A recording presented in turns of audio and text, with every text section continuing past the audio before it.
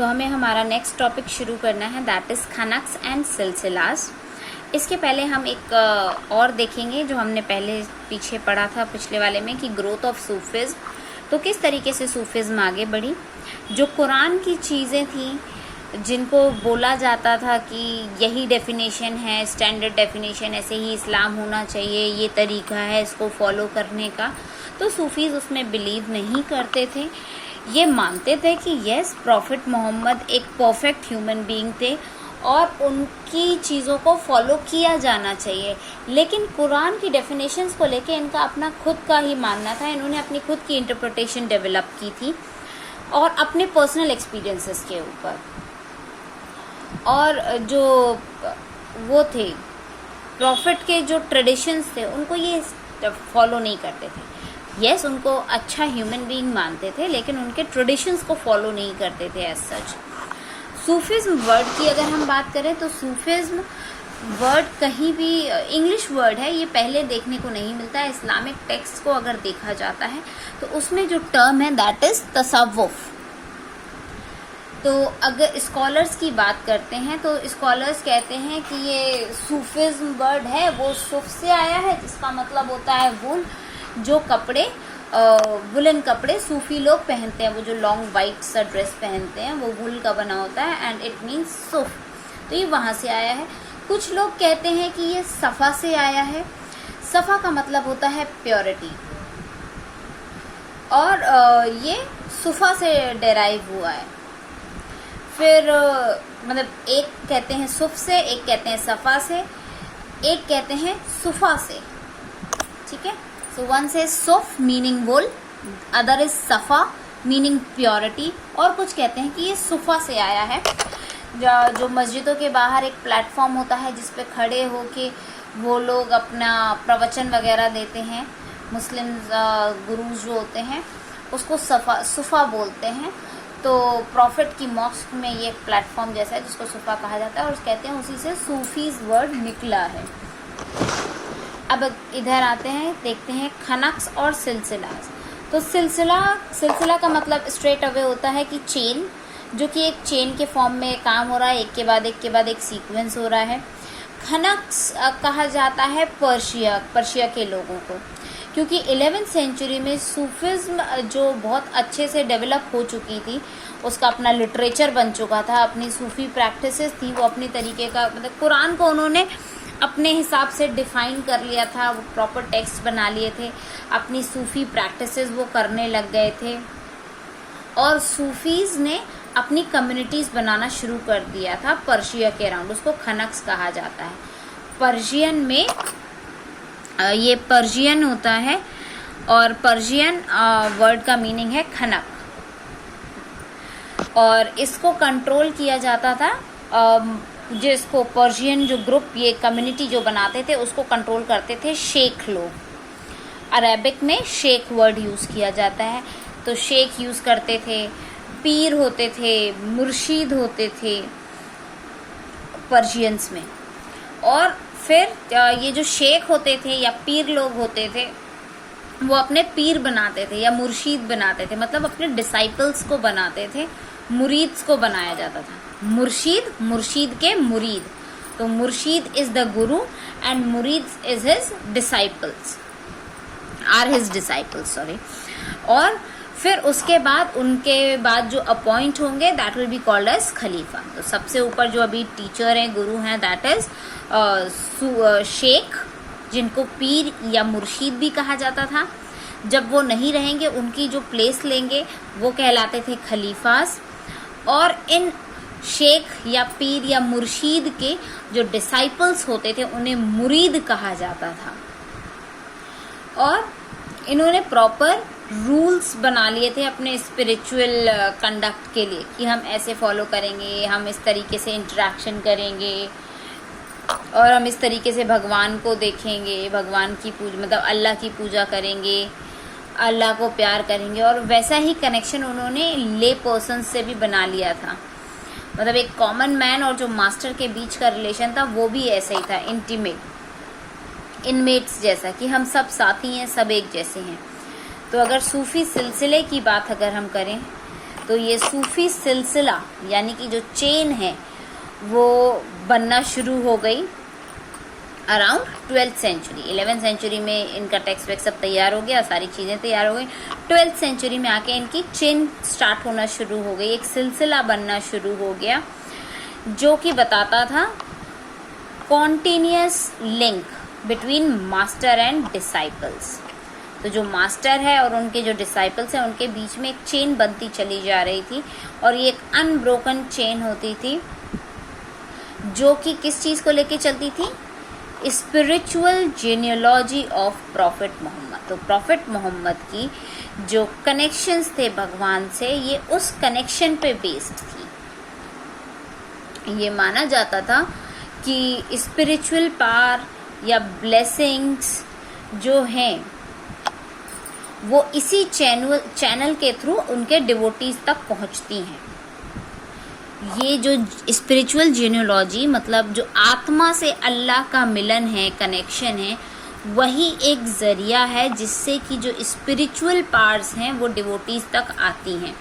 एक कई तरीके के स्पेशल रिचुअल्स भी शुरू किए गए थे जिसमें था कि ये जो स्पेशल तरीके यूज़ किए गए थे दैट वाज ओथ ऑफ एलाइजेंस कि हम हमेशा एक साथ रहेंगे, आपसे जुड़े रहेंगे, और पैच्ड गारमेंट को पहनना या फिर शेव्ड देयर हेयर, अपने बालों को कटवा लेना। और जब एक शेख मरता था तो जिस श्राइन में या जिस जगह पे वो रहता था उसको कहते थे दरगाह, मतलब उसका कोर्ट जहाँ पे वो आगे प्रीचिंग्स या टीचिंग्स दिया करता था तो वो था दरगाह, कहलाता था दरगाह। उसके मरने के बाद वो पिलग्रिमेज बन जाता था और फिर वहाँ पे लोग उसमें पिलग्रिमेज के दर्शन के लिए या ज़ियारत के लिए जाया करते थे उसकी ग्रेव पर। और स्पेशली उनकी डेथ एनिवर्सरी पे, हम लोग जनरली डेथ एनिवर्सरीज नहीं मनाते, हम बर्थ एनिवर्सरीज मनाते हैं। जैसे श्री कृष्ण का मरने का दिन हम नहीं मनाते, we celebrate the birth of Shri Krishna. But इनमें था कि ये डेथ एनिवर्सरी सेलिब्रेट करते हैं या उसको कहा जाता है उर्स, जिसमें गॉड के साथ उनका यूनियन होता है। मतलब उनका ये मानना था कि मरने के बाद उनका कनेक्शन भगवान के साथ और ज़्यादा बढ़ गया है, उनका अल्लाह से मिलन हो गया है। और वो ये मान कर चलते थे जितना वो जीते जी भगवान अल्लाह से कनेक्टेड नहीं थे, मरने के बाद तो वो उसी में जाकर मिल गए हैं, उनका कनेक्शन और ज़्यादा वो स्ट्रॉन्ग हो गया है। और इसी तरीके से ये जो कल्ट था शेख का, वो शेख क्या बन जाते थे, वली। तो वली is the plural word, singular इसका आपने जो वर्ड सुना होगा दैट इज प्लूरल, वली इज़ द सिंगुलर और कई सारे वलीज मिलके औलिया बन जाते थे। मतलब जो मर गए हैं, मरकर भगवान से मिल गए हैं, वो वली, वो ऐसे शेख जो मर गए, मरकर भगवान से मिल चुके हैं, उनको वली कहा जाता था। और कई सारे ऐसे वली मिलकर प्लूरल वर्ड इज औलिया कहते थे। अब वो भगवान के दोस्त बन गए हैं और अब वो अल्लाह के सानिध्य में है, अब वो अल्लाह के पास हैं। और उनकी ब्लेसिंग्स अगर हम लेंगे, जैसे अब शेख मर गया, उनकी ग्रेव उनके घर में बना दी गई। अब उस ग्रेव में हमने क्या, ये लोग जाकर वहाँ पूजा करते थे, जियारत करते थे, जियारत ये लोग वहाँ जियारत किया करते थे, मतलब जाके उसको पूजा करते थे वहाँ पर। और इनका मानना था कि अब ये क्योंकि भगवान से कनेक्ट हो गए हैं तो अब अगर हम इनकी ब्लेसिंग्स लेंगे तो हमारे पास बरकत आएगी, करामात हो जाएगी, मिरेकल्स हो जाएंगे हमारी लाइफ में। अब बात करते हैं दूसरा सेक्शन। एक तो था खनक्स जो कि पर्शियन थे, वहाँ से इनका ट्रेंड शुरू हुआ अपना टेक्स्ट वेक्स्ट बना के, और फिर सिलसिला शुरू हो गया अपने डिसाइपल्स एंड ऑल बनाने का। दूसरे थे आउटसाइड द खनक्स, खनक्स से अलग, उनका एकदम उल्टा इंटरप्रिटेशन था। वो कहते थे कि ये जो रेडिकल इंटरप्रिटेशन, कैसे, जो सूफी आइडल्स थे ना, उनसे एकदम अलग मूवमेंट ये इन्होंने अपना शुरू किया। कईयों ने तो मतलब ये जो खनक के बाहर के थे, उन्होंने कईयों ने तो खनक को बहुत बुरा भी बोला, बहुत गंदी तरीके से भी बोला कि तुम लोग सही नहीं हो, ये कोई तरीका नहीं होता है। और इन्होंने मेंडिकेंसी का रास्ता अपना लिया, this word, and observed celibacy. इन्होंने कहा कि खनक्स को बुरा भला कहते थे कि no, this is not the way to to show your devotion.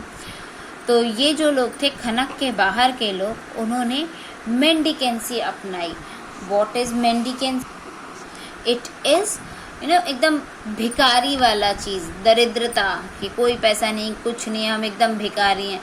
और उसमें उन्होंने सेलिबेसी पाई, खुशी पाई, शांति पाई।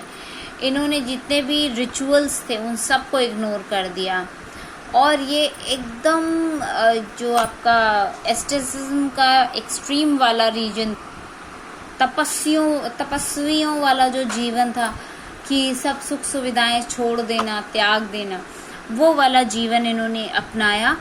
और इनको फिर जो नाम मिले, दोज वर कलंदर, मदारी, मलंग, हैदरीज, ऐसे नाम इनको दिए गए जो खनक से बाहर के थे, जो सूफी चीज़ों को नहीं मानते थे, और उन्होंने सब छोड़ दिया था।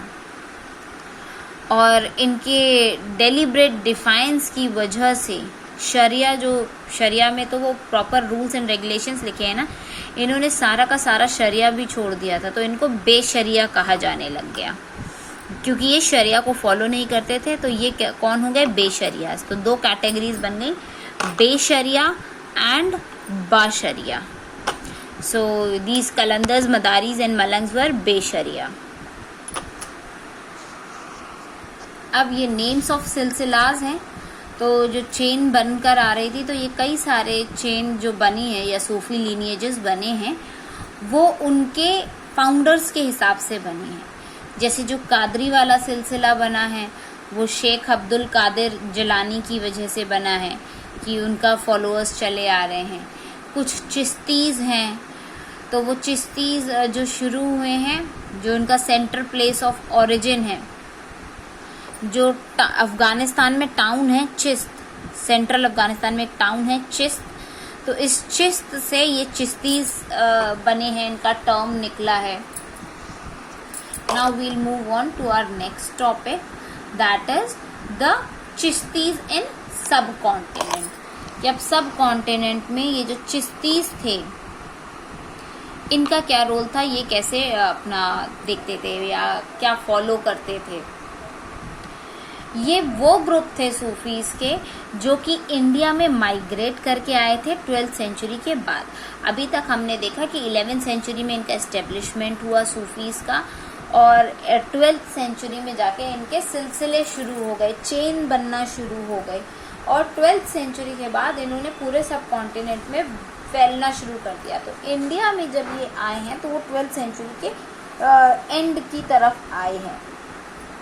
ये बहुत इन्फ्लुएंशियल थे क्योंकि ये पोएम्स का यूज़ करते थे, डांस का यूज़ करते थे कनेक्शन के लिए भगवान से, और इसीलिए ये लोकल एनवायरनमेंट में एकदम सेटल हो जाते थे। इन्होंने कई सारे फीचर्स को भी अपना लिया था जो कि इंडियन डिवोशनल ट्रेडिशंस में थे। जैसे हमारे यहाँ था कि गीत गाओ, भजन गाओ, भगवान का प्रेज करो, तो इन्होंने भी वो चीज़ अपना ली थी, इसलिए बहुत कॉमनली मिलजुल जाते थे।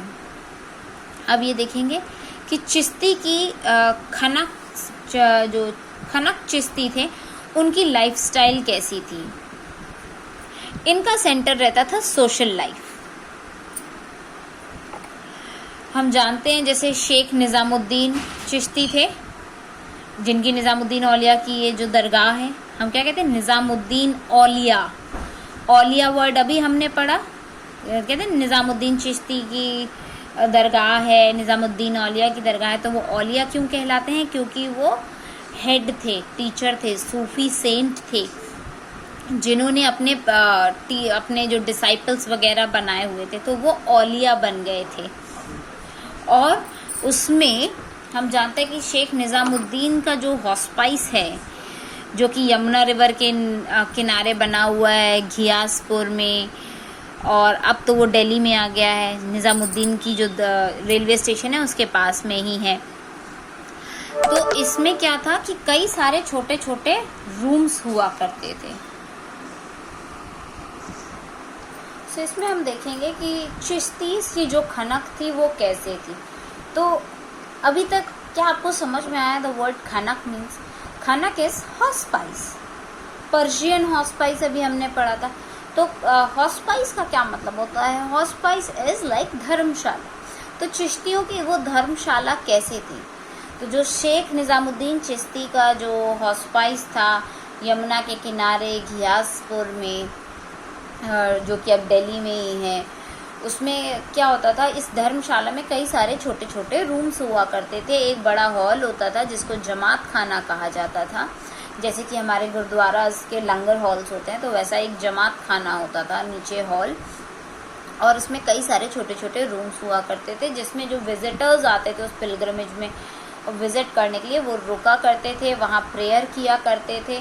जो संगी साथी लोग थे, जो इनमेट्स थे, इसमें शेख और शेख की फैमिली भी आ जाते थे और उसके अटेंडेंट्स और उसके डिसाइपल्स, शेख के सारे लोग आते थे और यहीं आकर रुका करते थे। जो शेख थे वो ऊपर की तरफ एक कमरा हुआ करता था, उसमें रहते थे। So small room on the roof of the hall. तो जो हॉल का छत होता था वहाँ पे एक छोटा कमरा होता था जिसमें शेख रहते थे और अपने मॉर्निंग में इवनिंग में विजिटर्स से मिला करते थे। उसके बाहर एक वरांडा होता था जो कि कोर्टयार्ड से सराउंडेड रहता था, उसकी बाउंड्री वॉल थी। कॉम्प्लेक्स के अराउंड, पूरा जो कॉम्प्लेक्स बना हुआ था उसके अराउंड एक बाउंड्री वॉल रहा करती थी। और एक ओकेजन होता था, on one occasion fearing a Mongol invasion, people from neighboring areas flocked into the Khanak to seek refuge। और एक बार की बात है कि मंगोलियंस का जब इन्वेजन होने वाला था, ये था कि मंगोलियंस आ रहे हैं, अटैक कर देंगे, तो फिर जो आसपास के एरिया के लोग थे वो सारे के सारे खनक में घुस आए थे रिफ्यूजीज़ को देखने के लिए। अब ये चिश्ती सिलसिला का भी एक एग्जाम्पल दिया गया है आपकी बुक में, you can have a look on this, like Sheikh Muinuddin Shiji 1235 में इनकी डेथ हुई थी अजमेर में, जिनकी दरगाह है शेख मुइनुद्दीन चिश्ती की। अजमेर की जो दरगाह है वो शेख मुइनुद्दीन चिश्ती की है, इनको सिजी कहा जाता है। ख्वाजा कुतुबुद्दीन बख्तियार काकी, ये दिल्ली के ही थे। शेख फरीदुद्दीन गंज शकर, ये अजोदान पाकिस्तान में है। शेख निज़ामुद्दीन औलिया, ये दिल्ली में ही हैं। शेख नसीरुद्दीन चिराग दिल्ली, ये जो चिराग दिल्ली नाम है वो इन्हीं के नाम पर है। तो आप देखोगे कि दिल्ली में कई सारे ऐसे चिश्तीज़ या दरगाह थी, क्योंकि जो ये सूफीज़ का वो अंदर आए थे हमारे सब कॉन्टिनेंट में, जब माइग्रेट करके आए थे, तो मेजॉरिटी पोर्शन, क्योंकि यहाँ मुग़ल रूल था तो यहाँ पे आके वो रुक गए थे। दिस द केस ऑफ 1356 में इनकी डेथ हुई, और जहाँ जहाँ इनकी डेथ हुई इनके रहने का जो श्राइन था उसको इन्होंने वो बना दिया था, एक पिलग्रिमेज की तरह बना दिया। इसीलिए आज की डेट में लोग अजमेर की दरगाह में ऐसे जाते हैं जैसे कि तीर्थ में दर्शन करने के लिए जा रहे हों। वही निज़ामुद्दीन की दरगाह में एज अ तीर्थ ही वो जाते हैं। अच्छा, यहाँ पे एक ओपन किचन, इस खनक के अंदर अभी हमने देखा हॉल होता था, छोटे छोटे कमरे होते थे जहाँ विजिटर्स रहते थे। ऊपर की तरफ एक हॉल के ऊपर एक कमरा होता था जहाँ पे शेख साहब रहा करते थे। यहाँ पे एक ओपन किचन होती थी जिसको कि लंगर कहा जाता था, ओपन किचन जिसको लंगर कहते थे। और रन ऑन फुतुह, जो कि चैरिटी के ऊपर ही चलती थी, और मॉर्निंग से लेके देर रात तक लोग वहाँ आते रहते थे। Soldiers, slave, singer, merchants, poets, travellers, rich and poor, Hindu yogis, Qalandars और कई उनके डिसाइपल्स। एम्यूलेट्स फॉर हीलिंग, ये एम्यूलेट्स फॉर हीलिंग क्या होता है? तो एम्यूलेट्स का मीनिंग होता है जो ताबीज़ वगैरह पहनते हैं ना, गले में लॉकेट डाल के सिल्वर कलर का स्क्वायर पॉकेट्स जैसा, तो वो ताबीज़ को एम्यूलेट्स कहते हैं। तो वो ठीक होने के लिए, दिमाग ठीक रखने के लिए ताबीज़ पहनते हैं। मुस्लिम्स को आप अधिकतर ताबीज़ पहने हुए देखेंगे, वन और द अदर ताबीज़ वो पहने होते हैं। तो इस तरीके के कई लोग, मतलब ऐसा नहीं था कि सिर्फ यही आते थे, ट्रैवलर्स आते थे, हिंदू जोगीज भी आते थे, हिंदू लोग जो योगी लोग होते थे वो भी आते थे। और इनके जो कलंदर्स होते थे, जो मुस्लिम्स में जो खनक्स को फॉलो नहीं करते थे, खनक्स में रहा नहीं करते थे, खनक्स का कॉन्सेप्ट उन्हें नहीं समझ में आता था, धर्मशाला में रहने वाला, वो कलंदर्स भी यहाँ आते थे, अपने ट्रीटमेंट के लिए भी आते थे। और उनके लिए शेख साहब पूजा करते थे या प्रार्थना करते थे, इंटरसेशंस किया करते थे शेख अलग अलग मैटर्स में on behalf of their disciples and all. दूसरे विजिटर्स में आते थे जैसे कि आमिर हसन शिजी, दूसरे विजिटर का जो नाम दिया है आमिर हसन शिजी, आमिर खुसरो, और जो कोर्ट के हिस्टोरियंस थे ज़ियाउद्दीन बरानी, जो कि all of whom wrote about शेख, जिन्होंने शेख के बारे में लिखा है। प्रैक्टिसेस जो यहाँ फॉलो की जाती थी वो था शेख के आगे सर झुकाएं, पानी दें विजिटर्स को, अपने हेड्स को शेव कर लें, योगी की एक्सरसाइजेस फॉलो करें और अपने अटेम्प्ट्स दिखाएं लीगल ट्रेडिशंस की तरफ। तो इनके सारे डिसीजंस को भी माने, जो लोकल ट्रेडिशंस हैं उनको फॉलो करें। जो शेख निज़ामुद्दीन थे उन्होंने कई सारे ऐसे स्पिरिचुअल सक्सेसर्स को भी रखा हुआ था, जिनको ये कहा जाता था कि भाई आप अपने एरिया में जाके, अलग अलग एरिया में जाके प्रचार कीजिए, प्रसार कीजिए, इसका सूफिज़्म का प्रचार कीजिए और खनक्स को खोलिए, जिससे कि वहाँ पे लोग आ सकें। क्योंकि इनकी टीचिंग्स जो प्रैक्टिसेस थी, जो ऑर्गेनाइजेशंस थी चिश्तीज़ की, इन्होंने बहुत ज़्यादा फेम पा लिया था, इसलिए ये बहुत क्विकली स्प्रेड होने लग गई और लोग एज अ पिलग्रिम इनकी जगहों पर, इनके श्राइन्स में आने लग गए, इनके स्पिरिचुअल एंसेस्टर्स के भी श्राइन्स में जाने लग गए।